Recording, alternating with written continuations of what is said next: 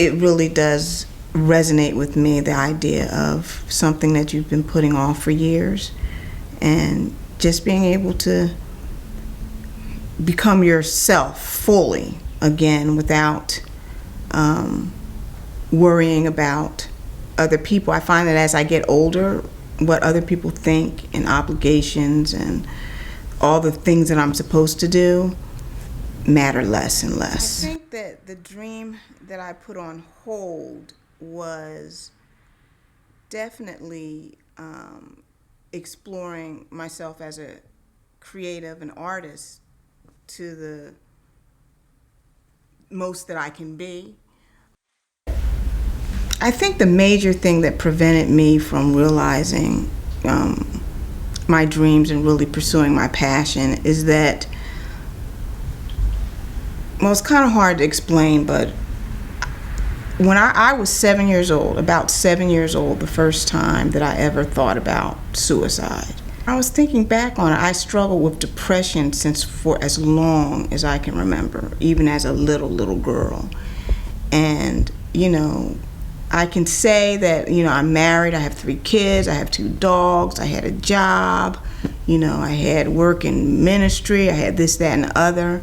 But when it really boils down to it, I think I really do feel like suffering from depression for so long, and to a point where it could be so debilitating, that really was what prevented me from really being able to get the stamina and the energy and the diligence to be able to fulfill and pursue the things that I knew that I wanted to do.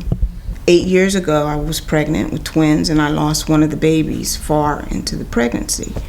So that I could point to. I have known Carla for, I would say, over close to 20 years. Known her for a long time now. I think me coming to the awareness of the depression and the intensity of it happened even before she lost the baby. But during the pregnancy itself, just in terms of how she, interacted and those kind of things. And but I think when she knew she was having struggles with the twins, that was a part of it. That was a key event. Obviously, when she lost one of the twins, that was key as well. But even before that news came about the physical concerns that she had with the twins, I was with her, and I was, literally came to the house and was like, I'm here to take care of things, and stayed there with her and her husband and the other boy and the boys. So it was clear to me that the depression was deepening at that point, but that was before all of the news around the medical concerns. So that's how I remember it. Depression is perhaps one of the most common experiences that we have in this country, and it's certainly very common among women. And quite frankly, for people of color, it is hard to imagine that someone living in this country is not experiencing some measure of depression. The idea to just snap out of it. There are times where there's absolutely nothing that I can do to snap out of it. Depression has to do with your brain chemistry. It has to do with the environment in which you live, and it is not a sign of weakness. In fact, if you think about those folks who were really dealing with depression, it's hard to get up.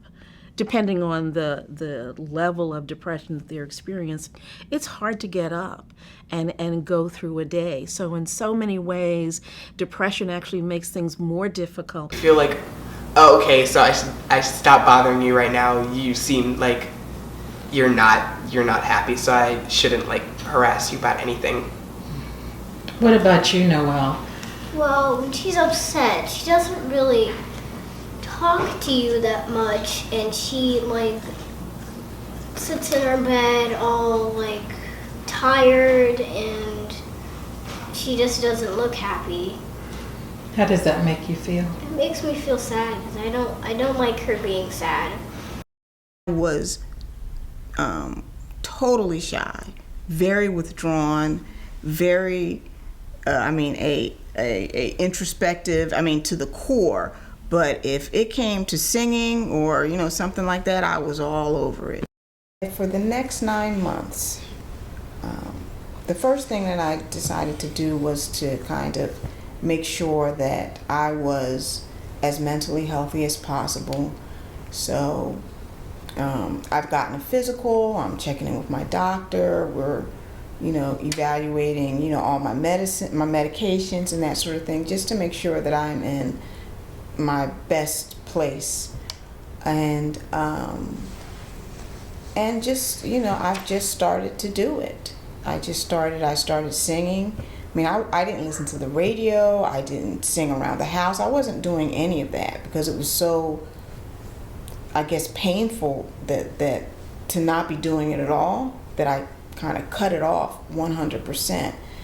But I started singing, just around the house, and I'm practicing my instrument, I'm writing songs again, and my husband John is a musician, so it's very easy to kind of jump into that environment. So, we've been writing music together. I got a vocal coach just to get my chops, so to speak, back in order. And finally, the biggest thing I think is that I've decided that, I'm actually really good, instead of always, questioning my own abilities. So that's a big step, and just doing it. I'm trying to find places to sing. My husband's gathering up equipment for me, and I upgraded my instrument, and I haven't been this active in probably 20 years. It's so much more than a dream. It's who I am as a person that needs to be expressed and communicated. My dream would be to win the Grammy, but maybe not. But that's a dream. But to be a singer and a writer and an expression-filled person is who I am. And if I'm still dreaming about it at my age, it's a problem. The one thing that I would say is that you're perfect just the way you are. You continue to take a look at all the things that impact on one's sense of self, including your ability to know that you have dreams that are your right and that you can follow them and should follow them.